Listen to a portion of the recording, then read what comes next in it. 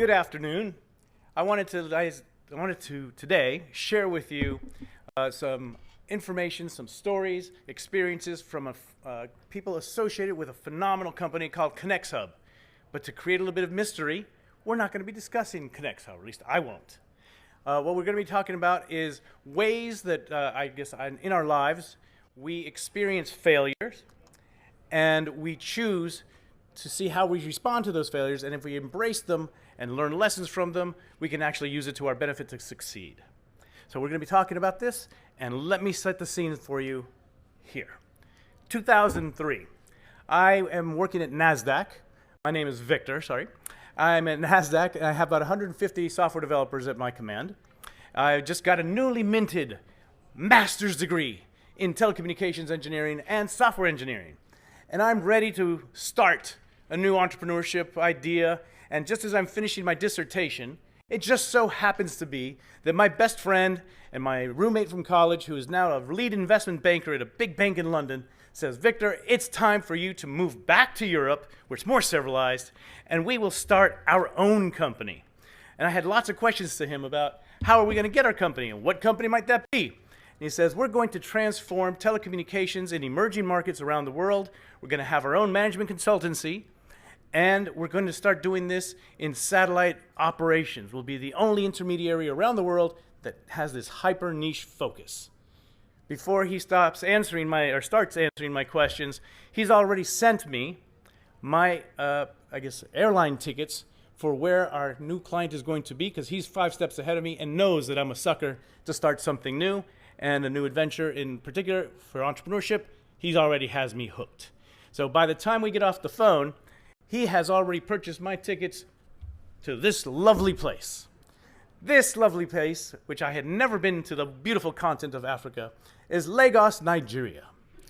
And I said, well, you know, I've been around for a while. I've done management consulting. I understand assessing the needs of a client, making sure that we establish rapport, and we decide to go ahead and just jump 2 feet into the ocean and head off to Lagos. When I get to Lagos, I start to become accustomed to the client. Client takes me to a place where it all started. It is a client who has been in Africa for the last 20 years. They're gentlemen who are 65, 70 years old. They're ready to retire, but they want to sell their company and basically live out comfortably the rest of their life. But they've had a hard time selling their company. They've tried with Bank of America. They tried with Goldman Sachs. They tried with JP Morgan. But now they're with us. I will leave out names to protect the innocent. He shows me that after being in Africa for a long time, there's tremendous opportunity in establishing telecommunications within the banking systems, oil and gas, and a number of other verticals where there's a healthy profit. And he shares with me that they decided to get a loan, they got investors, and they pushed about $8 to $10 million worth of cable into Nigeria. They basically putting it underground, and he shows me a picture right here. This is them doing it. So I asked him, how did it go? And actually things were going quite well because they were really transforming the ability to connect quickly and to have reliable telecommunications. And I said, well, if this is so great, why did you decide to contact us? Why are you selling? And he says, well, everything was going fantastic, but all of a sudden they started to have some pretty systemic outages, and they couldn't figure out why. And they thought they were actually quite suspicious of the different telecom players in the city and in the country. And they hired detectives to figure out what was going on, because they found out that they were having outages because of infrastructure problems. And after months of trying to figure out who was really sabotaging them, it turns out that it was this lovely young boy right here. He's 11 years old. His name was Tola. Let me tell you about Tola. Very enterprising young man. He had a very simple job, moving cows from point A to point B. Now, how does that bother a telecommunications company? Well, Tola discovered that instead of using a stick, the cows really responded to if they got hit by a little cable that made a big whacking sound, and it scared a bunch of them.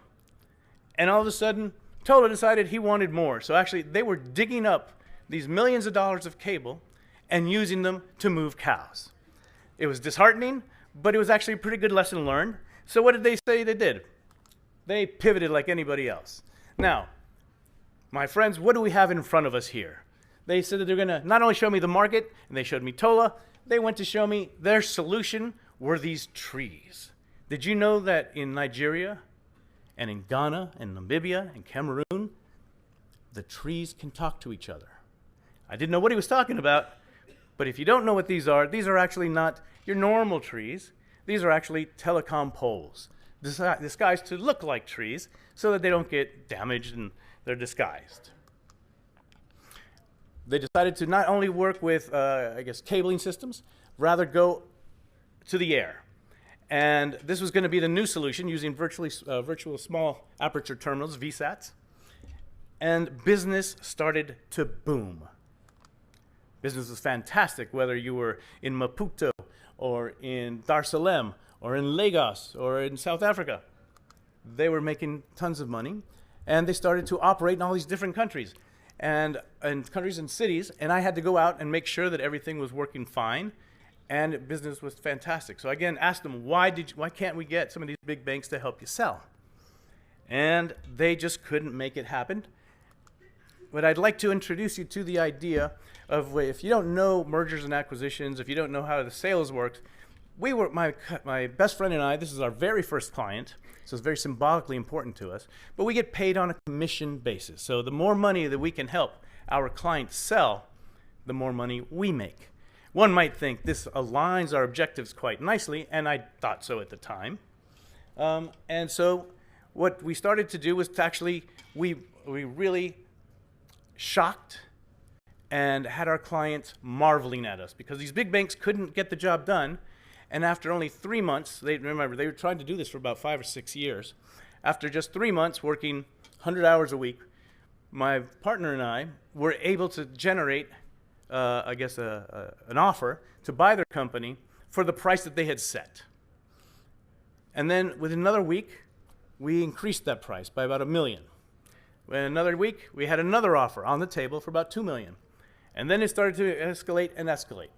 We got to the point where at 14 million euros, above what they wanted, they were basically, all of these offers were legally binding, in the hand, ready just to consume the transaction. What my client did not know, and I did, was that we had two more potential offers at significantly more. And we're talking about $20 million here. The client is over the moon. They're super excited because they were looking to sell, and this is a considerably lot more.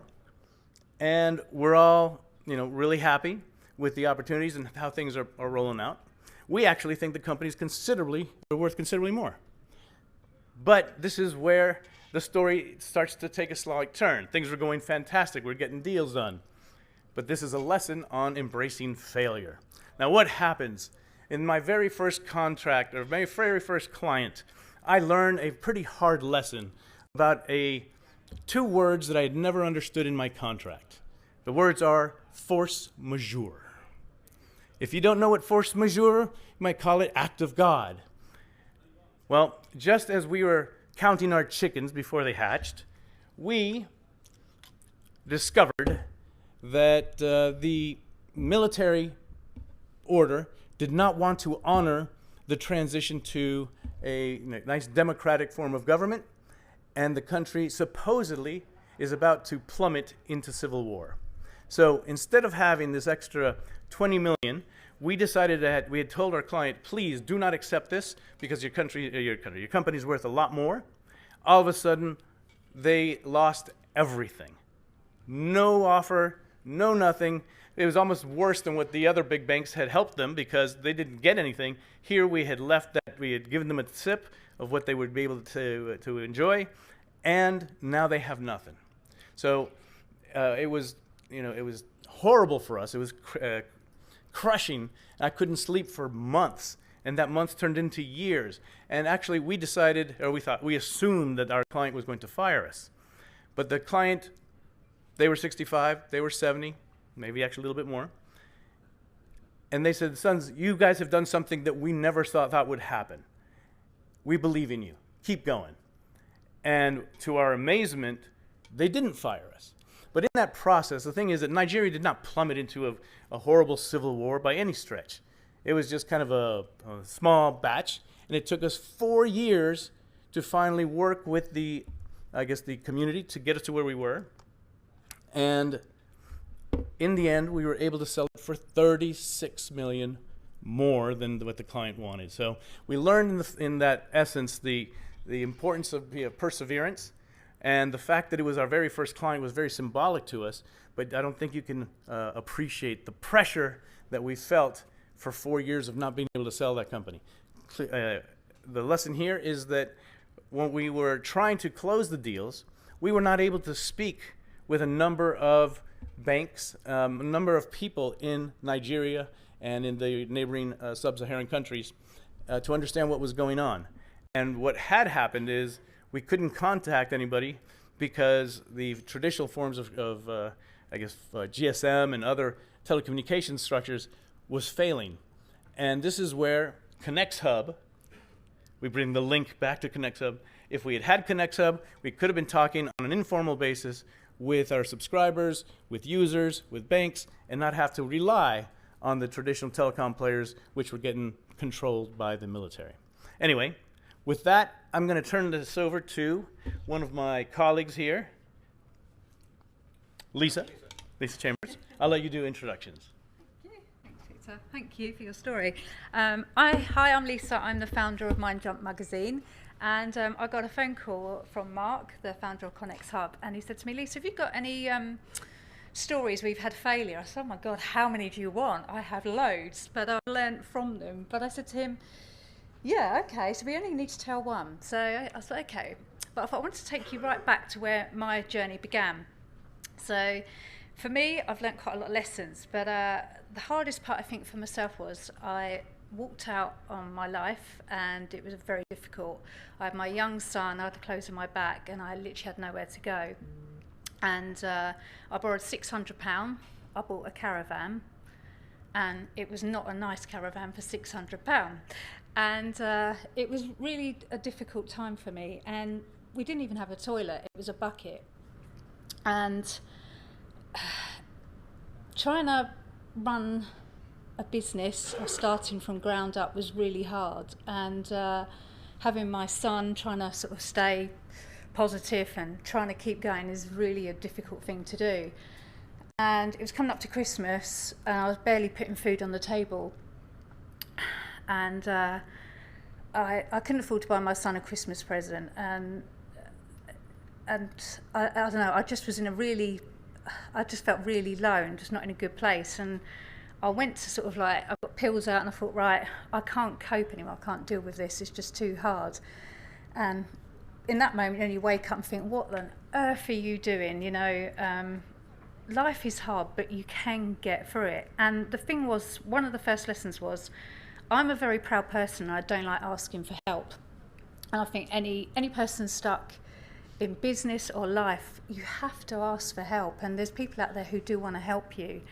And I think the hardest thing though was I beat myself up so much, and I think we all do in business. We really put so much pressure on ourselves, and we sometimes have to look back at how far we've come and how far we've got to the journey. And I'm proud that I got over that first hurdle, and for most entrepreneurs, business people, it's tough, but you've got to keep going.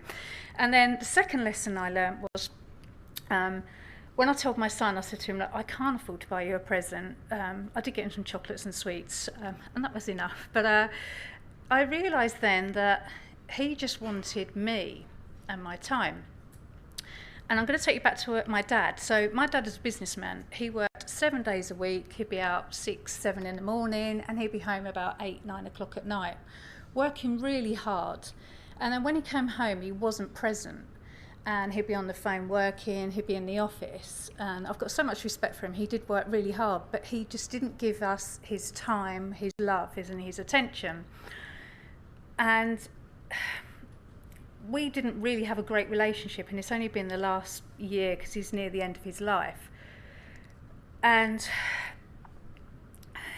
it really upsets me because all he needed is just to make a little bit of time So for all us businessmen, entrepreneurs, and I'm guilty of it, massively guilty of it. I'm just working 24/7. I'm working 14 hours some days a week. It was really tough. But what I really needed and what my son wanted was just my time and my love.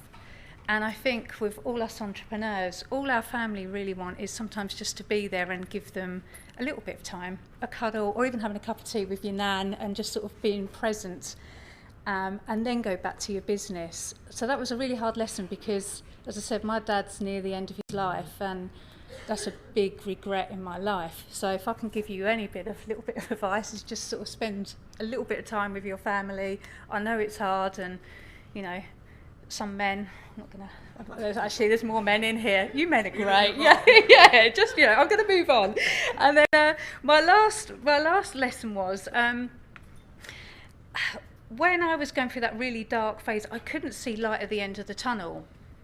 And sometimes, you're in fear, you're stressed. My living situation wasn't great. I had my son. I was just in such a bad place. And I didn't have a goal, a purpose.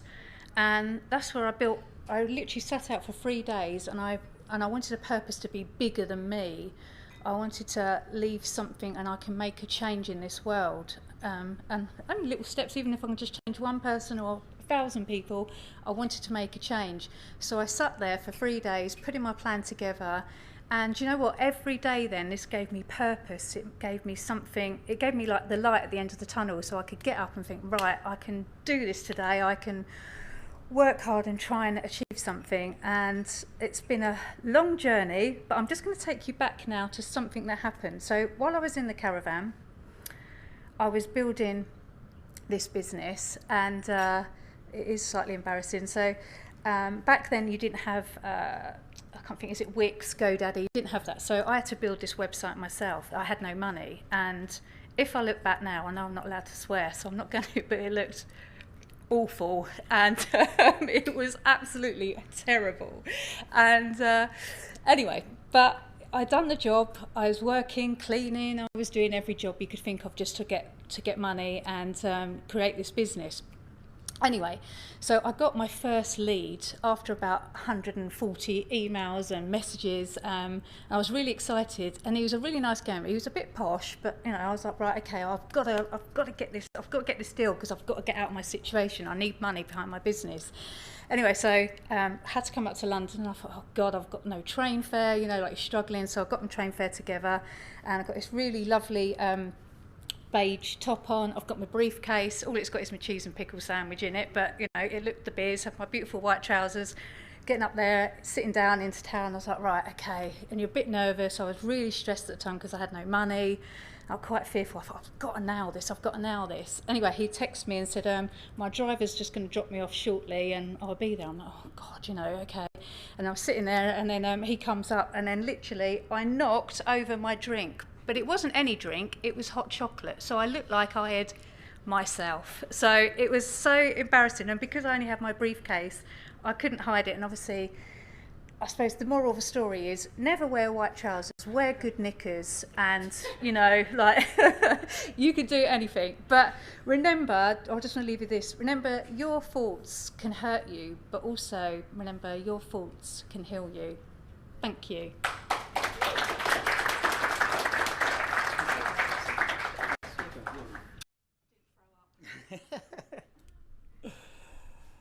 Welcome everybody. My name is Mark Trowbridge. I'm the founder of conXhub. I'm going to tell you a story. I'm going to take you back to the 1980s. And at that time I was at the helm of a pretty large property company. We had several businesses under our wing. I know some of you looking at me and going, the guy couldn't be that old, couldn't have run one business, let alone several. But it's amazing what gene therapy can do for you. One of our ventures was actually building the show homes at the Ideal Home Exhibition. And this was a pretty major fundamental business. So we would take 9 months to selling concessions. So that would be from the roof tiles, the bricks, windows, furnishings, everything to do with the house. Would take us about 9 months to sell concessions or sponsorship for another world. Basically, the show home, apart from the footings, it's not a good idea to dig up the Ideal Home Exhibition at Earl's Court, or the plumbing. We didn't expect anybody to want to take a shower while they were there. But outside of that, the house was exactly the same as you would find in any high street. We were building a 4-bedroom detached home with a double garage. And we had a theme for the home, which was basically safety and security.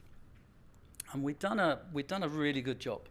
One of the things you need to understand about building homes at the Ideal Home Exhibition, and why it's pretty stressful, we only had 13 days, not only to build the house, but to fit it out and get it equipped and ready for 130,000 to walk through.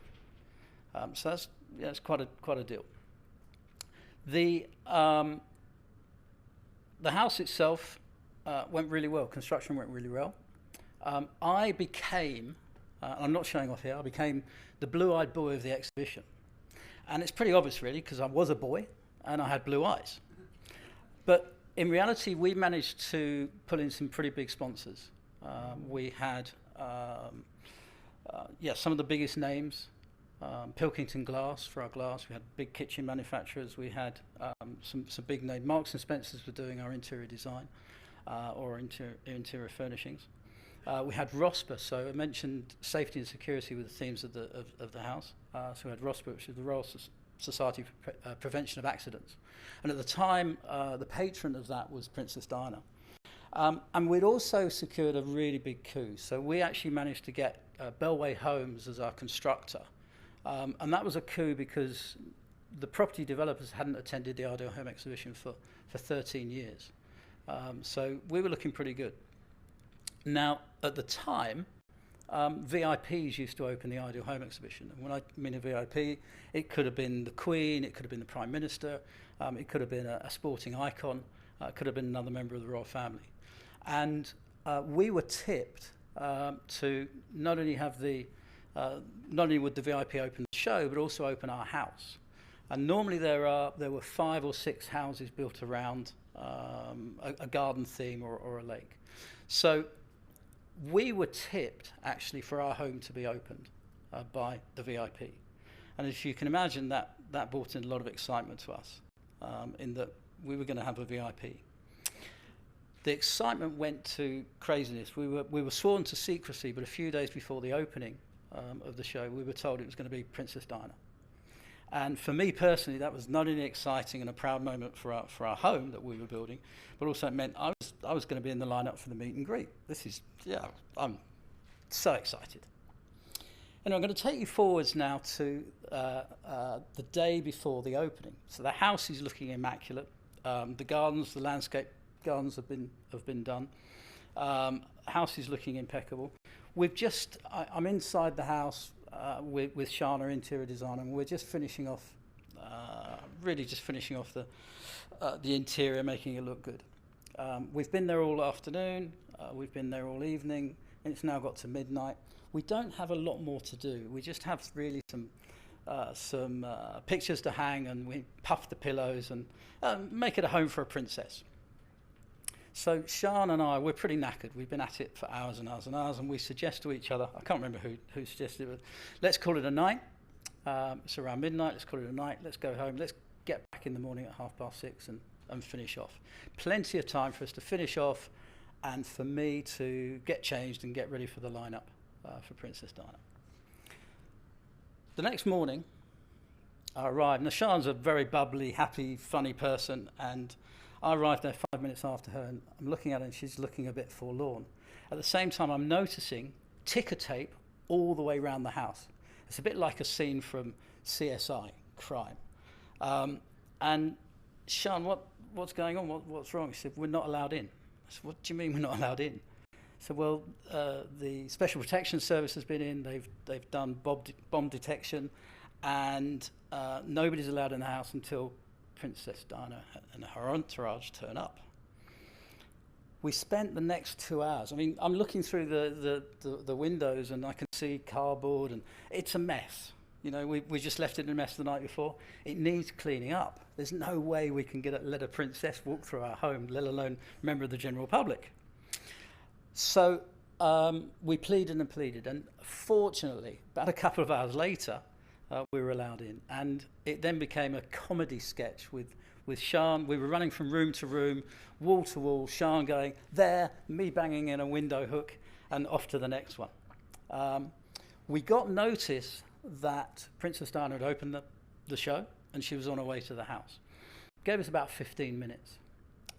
And we were pretty well done. In fact, we got it done. Relief. Absolute relief. Just quickly slide on there. So we're about to, at this moment in time, I've realised there's no way. I'm dishevelled. I'm a mess. I'm not going to get into the lineup, but at least we finished the house.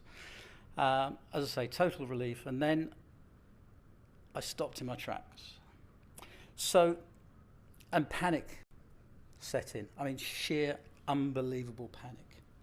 And the reason was we'd hung the front door several weeks ago, or several days earlier. We were a highly secure home. This front door had 3 locks on it. And the door had never been opened since the day it had been hung. And Princess Diana was due to come through the front door. Excuse me, Your Highness, would you mind popping around the back? It's really not on the cards, is it? To this day, the keys, by the way, we had keys for everything. Windows, doors, cupboards, you name it. There were 3 keys for each. They were all on a huge hoop, just a massive hoop. Fortunately, I knew where the hoop was. I got hold of it. To this day, I promise you, I do not know how. Princess Diana now is pretty close to the house. To this day, I do not know how I got that door open. But I managed to find the keys, and I managed to get it open. I left it ajar, and I could see Princess Diana at the front of the gardens with her entourage waiting to come up. And I managed to leave, snuck out the back, just a fumbling wreck, dishevelled, sweaty. That was just the way it was. So the lesson for me was don't put off till tomorrow what you can do today. And, that lesson's been with me my whole life, because I realised that, had we stayed that extra hour, 2 hours the night before, we would have got things looking spick and span. And I wouldn't have had that rush the next day. In fact, I wouldn't have missed the opportunity of a lifetime that I did consequently missed. I was still very proud of the fact that we had Princess Diana opening our home, and it was a terrific moment in my life. But there's always been, so I'm telling you the story, always been that moment where, it was a missed opportunity. We basically have lots of, my colleagues, we have lots of stories to tell. I've got hundreds of stories that I could tell you about failure and turn those into success. And, from this, I learned a lot. Pretty much all the time now, I think of this story when I'm thinking about, shall I go home or shall I finish off? And I'm pretty much always finishing things off. So it taught me a lot at a very young age and helped me a lot. I put these things down to, if you want to put these into context, I put these things down to school fees. So if it's got a financial symbolic moment of a failure, I put it down to school fees. It's a lesson. No failure is a failure. A failure is a lesson. And as long as you learn from it and you don't repeat it again and again and again, then for me, the good analogy is a school fee. It's something I had to pay to learn from. Just leave you with this. I was reciting this story a couple of weeks ago to a friend, and he looked at me and said, "Mark, seriously? Do you mean if Princess Diana had looked you in the eye, history could have been changed?" I don't think so, but it's a nice thought. Thank you very much. I'm going to hand you over to our CEO, Mr. Nick Muir. Hello, hello. Some housekeeping. I've been sworn to not saying the F word or anything else like that. I'm even get the finger now from the back of the room. I am genuinely going to try, but if it sneaks out, I'm really sorry. I also want to talk a little bit about this Wiley Fox story. I've never told it before, and it's quite a painful one. And I think it's the closest I've ever come to overnight success, as it were. And it was my first rodeo as well. I think because it's a success story before it becomes a disaster, I do want to take a friend out there reminded me earlier on that I might want to mention the people that made it a success, and it wasn't me. So it was Victoria Denman, Gemma Goatley, Stephanie Forrest, David Chow, and Kevin Redfern. This was a big marketing effort, and I mentioned their names in particular. But some context. So never mind what if for a moment, and let's concentrate on what was Wiley Fox. And if there's anyone in this room that's under 30 years old, I'm looking at you, you probably won't know what Wiley Fox is or was. But the year was 2014, and I was at a mobile phone show in Barcelona. And I was stood by the stand of a major manufacturer who had just for the first time broken the $1,000 mark for a mobile phone. That was the first time it happened in 2014. And I was having a rant, a really big one, about how the value proposition worked. Because I was the general manager for Motorola at the time, and I know that phone costs about $175 to build. So how can it be $1,000 at the other end of the market? And the truth is that these things are built on marketing platform, on marketing platform, on marketing platform. And they're done that way to make sure that you're one of the 80% that goes to a carrier store and knows what you want to buy. And if you're not one of the 80%, they spend more money on converting the last 20% when you're in the store or you're online or wherever you're shopping. That is no way to achieve any kind of consumer value. And it was at that moment that I received a tap on my shoulder. And the chairman for a private equity firm was standing behind me, listening to me rant, and said, would you like to come and have a meeting about how you would actually make this a reality? And 6 months later, Wiley Fox was born. So we were a mobile phone company. Our job essentially was to make a handset. And the idea around this was that we made something that had a sense of community, value. The idea was that if you bought one, you were as sharp as a fox. It sounds trite now, but it worked well at the time. And we had 4 key pillars for this to make it different. In ascending order, if you will. Number one, we had a software system called Cyanogen.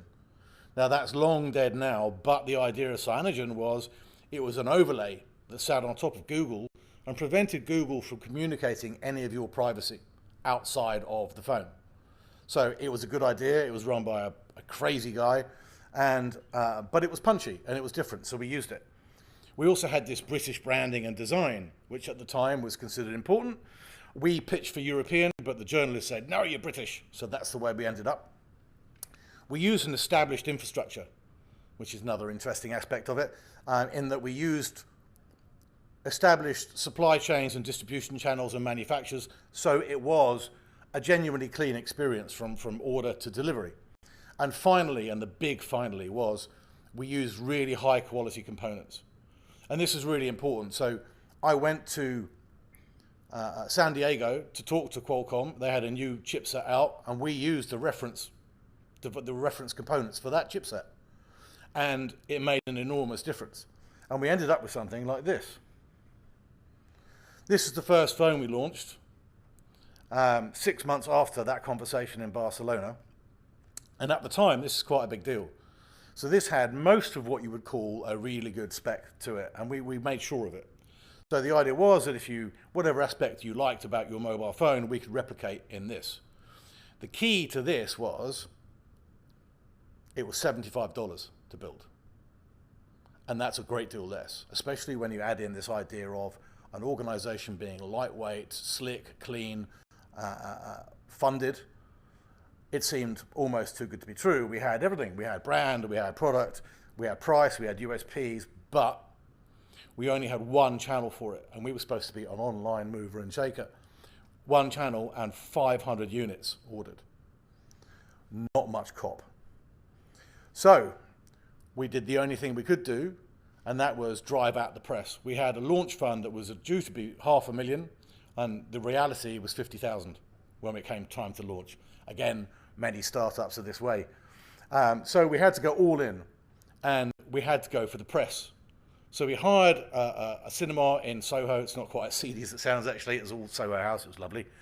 And we went hell for leather with PR to try and get journalists in and tell them the story in the hope that somehow this might catch fire and drive a business. And it did. These are actually the first ones it's not real, obviously. I just lost that one. I thought I'd put a nice one in. But these are the quotes we got back from the press the following day in less than 24 hours. And I started to believe myself, because when you're sat in one room, essentially huffing your own farts, it's very difficult to know that you've done the right thing until the journalist tells you. And then it's just like, oh my God, we're okay, we're in, we're good. So that became this. 24 hours after that, we were number one on Amazon. And the response was fast. I mean, really fast. And when I say fast, I mean really, really, really fast. We sold 25,000 in pre-orders alone in the first few weeks. We were number one SIM-free, number 6 in electronics. 3 days we sold out, and we'd done all 25,000 units been delivered inside 5 weeks. So we were doing well. And bear in mind, this is a group of 8 people that had started this idea and driven a product and all the rest. Finally selected by Amazon UK to be the spearhead for the Launchpad thing that they were starting at the time. So,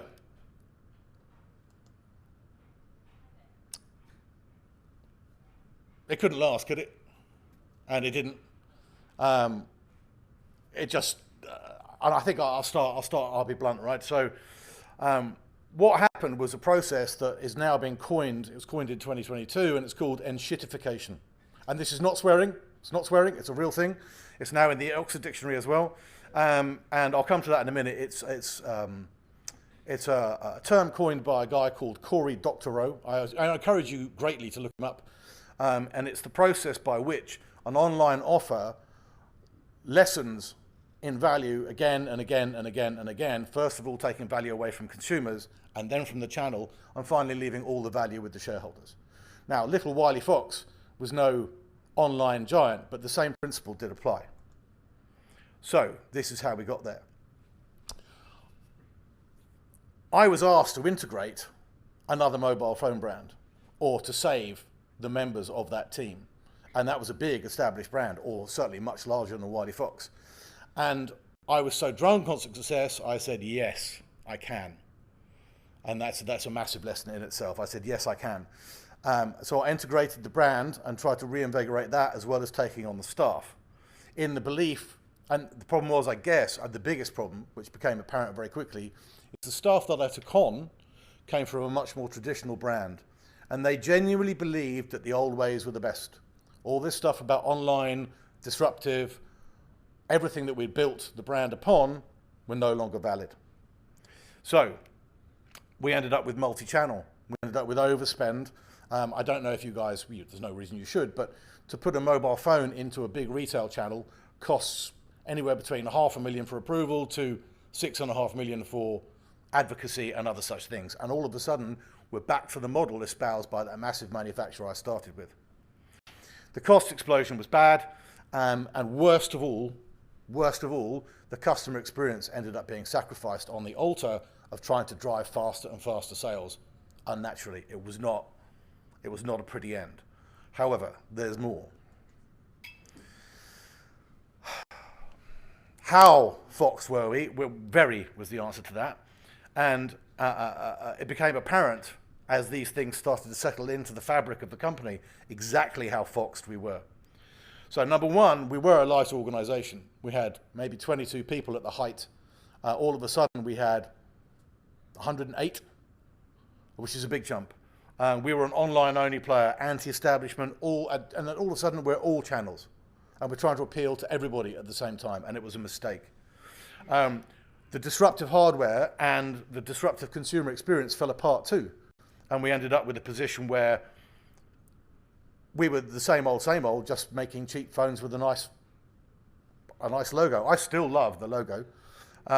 a lot of effort went to that. It was supposed to look like a cross between a transformer or a night shield, or it meant everything to everybody, and it was painful to lose it. But the final insult was yet to come. The full horror of the future had yet to be revealed to me. And if you're in mobile phones or have ever been in mobile phones, the worst thing you can possibly do is this. So my new colleagues from other brands had decided that we could get such a huge financial bonus from doing this, it must be worth doing. Never mind the £500,000 we're going to have to spend just developing it. And I would love it if that was the end of it, but it wasn't. It got worse. What's the only thing that you could do, well, even worse than making a Windows Phone at the moment, and obviously there are many things worse, but this one is particular. We topped up the money by borrowing from a Russian bank. And that was me. I decided to put my big boy pants on and exit stage left. It was a really difficult period because I put so much into it, and we didn't leave the office for the first 3 months. But there are some lessons to be learned from this kind of thing, and the one is you can build a brand if you do everything correctly. If you drive, make sure it ladders perfectly from top to bottom, side to side. It can be done, and maybe not mobile phones now. It'd be pretty tough to do, but it can be done elsewhere, and so we should all work on that. But the biggest lesson of all, the one that drives me, and I really apologise at the back of the room, but it is really a thing, honestly, is say no to this. Absolutely say no to it. Because it's really, really easy to allow that to happen. And you can see it in the marketplace today. If you look at any online giant at the moment, that's the process they're engaged in at the moment. It's really, really tough. I want to do a shout out to Corey Doctorow. He's the guy that came up with this slightly unpleasant term, November 2022, but it is absolutely true. It removes value from the consumer, it removes value from the channel, and finally, it returns all the value to the shareholders. And this is no way to build a constructive consumer proposition. Extra lessons are, if it feels wrong, it probably is. And two, do not ever dilute the core. Every business has to make lefts, rights, and adjustments, but that one core has got to remain the same. That's it. Thanks for watching.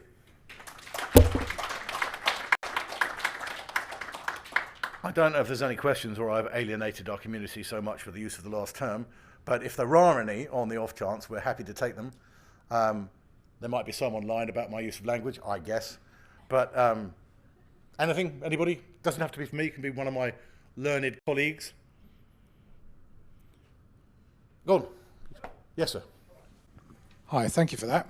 I was reflecting on my failures and successes, not in that order. I was interested in the last point about keeping to the core and not in the words that you used, if you're not allowed to swear.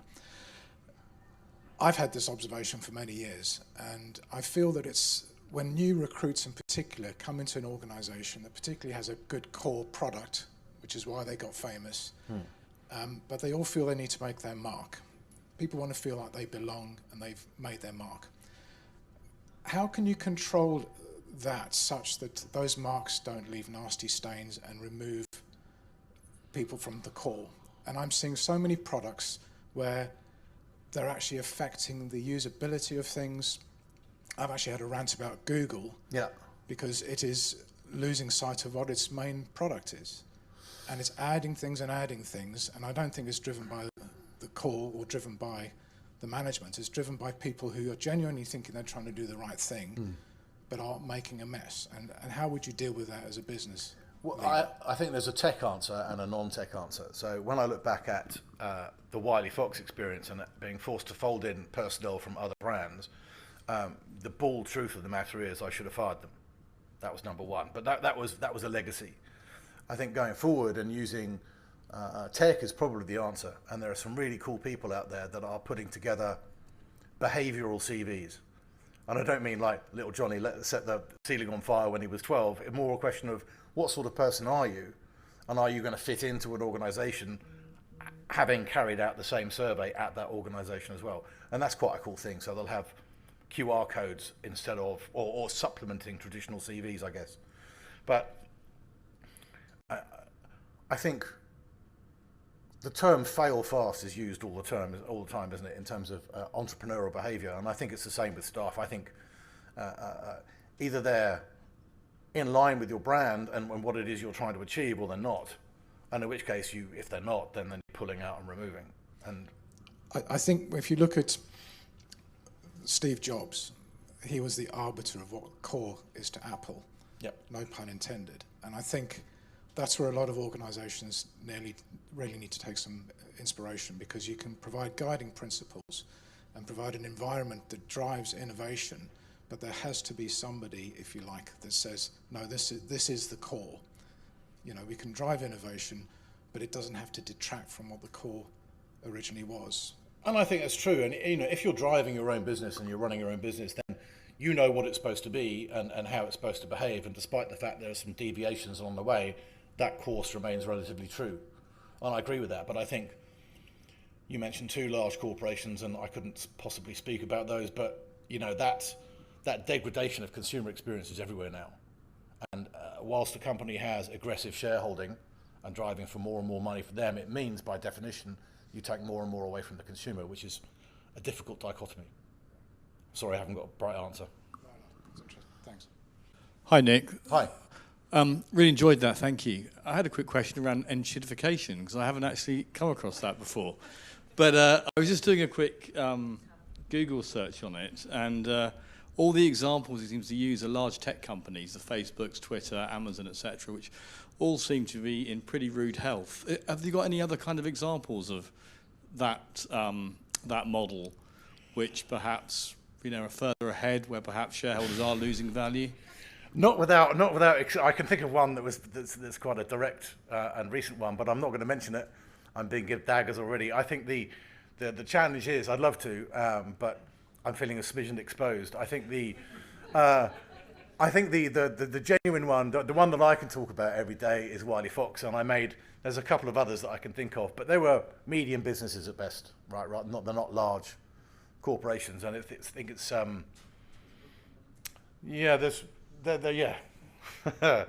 but there are big companies that we do business with right now, and trying to put consumer value back into those is a difficult conversation. Great, thank you. We'll grab a cup of coffee. It'd be good to talk about that a bit more. All right, fine, happy to. Thank you all very much. Good luck.